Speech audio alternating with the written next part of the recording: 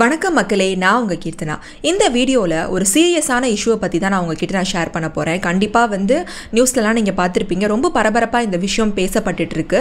Jammu and காஷ்மீரில் பகல்காம் அப்படிங்கிற ஒரு இடத்துல மோசமான ஒரு சம்பவம் நடந்திருக்கு. இதை கேள்விப்பட்ட நம்மளுக்கே இவ்வளோ வலிக்குதுன்னா அங்கே பாதிக்கப்பட்டவங்களுக்கு எவ்வளோ வலி அது கொடுத்துருக்கும். கண் முன்னாடியே கணவன் இறந்ததை பார்க்குற மனைவி அவங்க மனநிலை எப்படி இருந்திருக்கும். அந்த தீவிரவாதியெல்லாம் என்ன பண்ணியிருக்காங்க, பிளான் பண்ணி இந்தியன் ஆர்மி ட்ரெஸ் போட்டுட்டு வந்திருக்காங்க. அங்கே இருக்கிற டூரிஸ்ட் எல்லாம் என்ன நினச்சிருக்காங்க, ஓகே இவங்க ஆர்மியை சேர்ந்தவங்க போல் பாதுகாப்புக்காக தான் அப்படின்னு நினச்சிருக்காங்க. ஆனால் அவங்களுக்கு சுத்தமாக டவுட் வரல அவங்க தீவிரவாதின்னு. ஆனால் அந்த இடத்துல இருக்கிற 2 பேருக்கு லோக்கலாக இருந்திருப்பாங்க போல். அவங்களுக்கு சந்தேகம் வருது. அவங்க கையில் துப்பாக்கிலாம் வச்சுருக்காங்க. அதில் 28 வயசு பையன் அந்த மக்கள்லாம் காப்பாற்றணும், டூரிஸ்ட் எல்லாம் காப்பாற்றணும்னு சொல்லி அவங்கள அட்டாக் பண்ண போயிருக்காங்க. அப்போ அந்த பையனையும் சுட்டிருக்காங்க. அது போக நீங்கள் என்ன மதம் அப்படின்னு ஸ்பெசிஃபிக்காக கேள்வி கேட்டு கொடூரமான வகையில் அவங்கள ஷூட் பண்ணியிருக்காங்க. அந்த டூரிஸ்ட் பிளேஸ் ஒரு இரத்த வெள்ளத்தில் கடந்திருக்கு. இது கேட்கவே அவ்வளோ சங்கட்டமாக இருக்குது. அவ்வளோ வன்மம் எதுக்கு அப்படின்னு தெரியல. பகை எதுக்காக வருது, ஏன் அதை போய் ஒரு நார்மலாக சுற்றி பார்க்குற வந்தவங்க கிட்ட அட்டாக் பண்ணுறாங்க, எதுவுமே சுத்தமாக புரியல. நம்ம யோசித்து பார்க்கணும், நம்ம அந்த சிச்சுவேஷனில் இருந்தால். இப்போ பெரிய பெரிய படங்கள்லாம் கூட ரீசெண்டாக ரொம்ப பெரிய ஹிட் கொடுத்த படங்கள்லாம் கூட அங்கே தான் ஷூட்டிங் போயிட்டு இருந்தது. இப்போ நிறைய பேர் காஷ்மீர்னு வர ஆரம்பிக்கிறாங்க. நல்ல ஒரு ஸ்பாட்டாக அமைஞ்ச இந்த நேரத்தில் இந்த மாதிரி ஒரு சம்பவம் நடந்தனால அந்த இடத்துக்கு போவே இப்போ மக்கள்லாம் பயப்படுறாங்க. அங்கே இனிமேல் எந்த படம் ஷூட்டிங் நடக்குமானா ஒரு மிகப்பெரிய கேள்விக்குறி. மறுபடியும் டூரிஸ்ட் பழைய மாதிரி அங்கே போவாங்களானா அதுவும் கேள்விக்குறி தான். ஏன்னா அவங்களுக்கு அங்கே பாதுகாப்பு இல்லை. எனக்கு என்ன கேள்வினா, அந்த இடத்துல இந்தியன் ஆர்மி மாதிரி வந்திருக்காங்க. அப்போ அந்த இடத்துல ஆர்மி செக்யூரிட்டிலாம் மீறி அவங்க எப்படி அந்த பிளேஸ்க்குள்ளே என்டர் ஆனாங்க, எத்தனை நாள் பிளான் போட்டிருக்காங்க. அதுவும் அது புல்வெளினால் ஓட ஒளிய கூட இடம் இல்லையா. கிட்டத்தட்ட 26 பேர் இறந்துருக்காங்க. சில பேர் 17 பேர்லேருந்து 20 பேருக்குள்ளே படுகாயமாகி ஹாஸ்பிட்டலில் ட்ரீட்மெண்ட் கொடுத்துருக்காங்க. அங்கேருந்து பார்த்தீங்கன்னா அந்த பிளேஸ்க்கு கேமல் அந்த மாதிரி தான் நம்ம போக முடியும். அந்த மாதிரி ஒரு பிளேஸ் அது. அப்போ டிரான்ஸ்போர்ட் ஃபெசிலிட்டிஸ்லாம் டக்குன்னு அங்கே போக முடியாது. அந்த நேரத்தில் கேள்விப்பட்டவங்க ஹெலிகாப்டர் அனுப்பியிருக்காங்க. அங்கே தான் மற்ற இன்ஜோர்டான பர்சன் எல்லாம் அவங்க கொண்டு ஹாஸ்பிட்டலில் சேர்த்துருக்காங்க.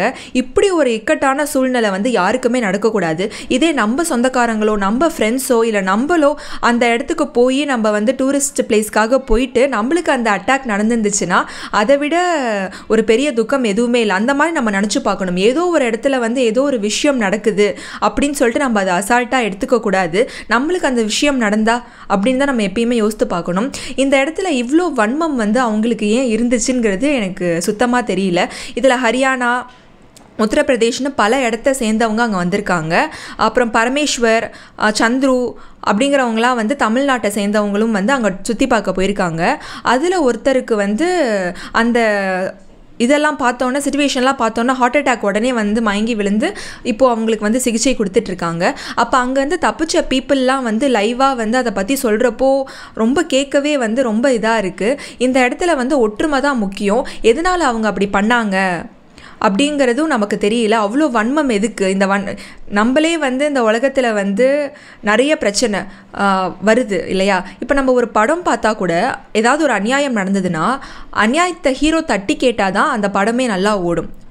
இல்லைனா அந்த படம் ஓடாது, நம்மளும் விரும்பி போய் பார்க்க மாட்டோம். அப்படி இருக்கிறப்ப சினிமாவில் கூட தட்டி கேட்டு அந்த படம் ஒரு நீதி கிடைக்கிது.